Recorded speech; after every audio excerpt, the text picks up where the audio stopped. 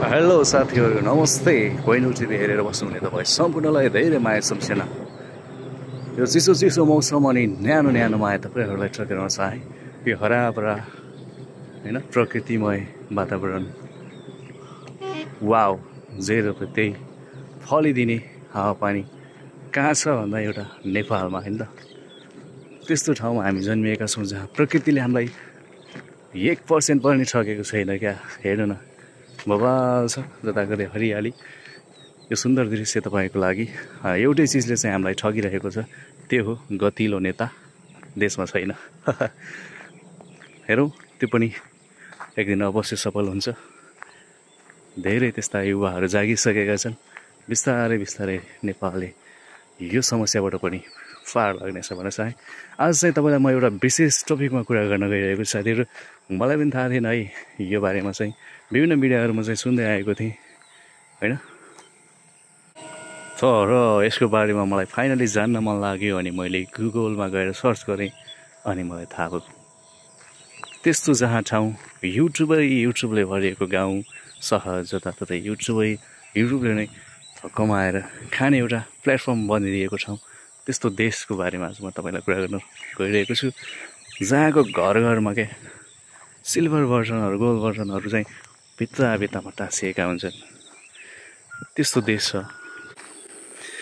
त्यस्तो छ जहाँ सानतिना युट्युबरदेखि लिएर एकदम ठुल्ठुला मिलियन्स सब्सक्राइबर भ्युजहरू ओगटिसकेका युट्युबरहरू छन्।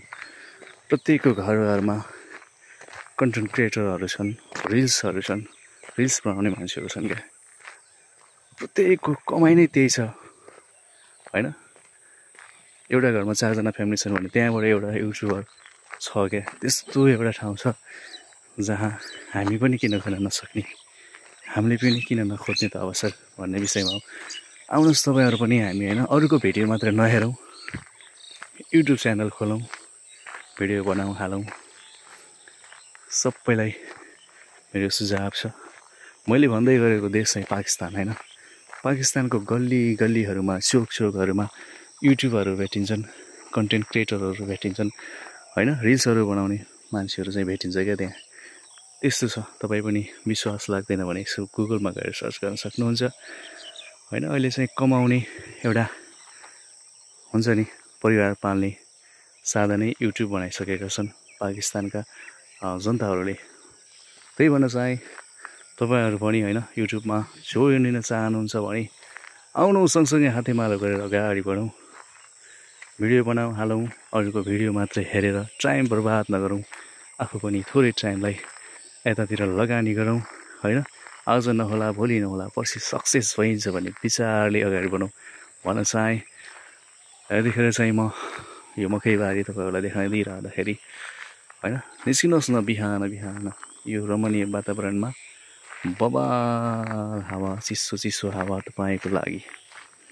प्रकृतिले त हामीलाई 1% पनि ठगेको छैन। किन स्विजरल्यान्ड, किन सिङ्गापुर, किन मान्छेहरूले अरू देशको कुरा गरिरहेछ। हेर्नुहोस् न हाम्रो देशमा एउटा दाना मकै रोप्दा घोगा निस्किन्छ क्या। त्यही नै हो साथीहरू। युट्युब च्यानलमा नयाँ हुनुहुन्छ भने च्यानललाई सब्सक्राइब गरेर जोडिनु होला होइन। अनि युट्युब चलाउने सोच गर्दै हुनुहुन्छ भने आउनुहोस् सँगसँगै हातेमालो गरेर अगाडि बढौँ। आजलाई भने यो भिडियोलाई यहीँ छोड्न चाहन्छु। भोलि नयाँ टपिक र नयाँ विषयवस्तुमा उपस्थित हुनेछु। Bye bye, take care.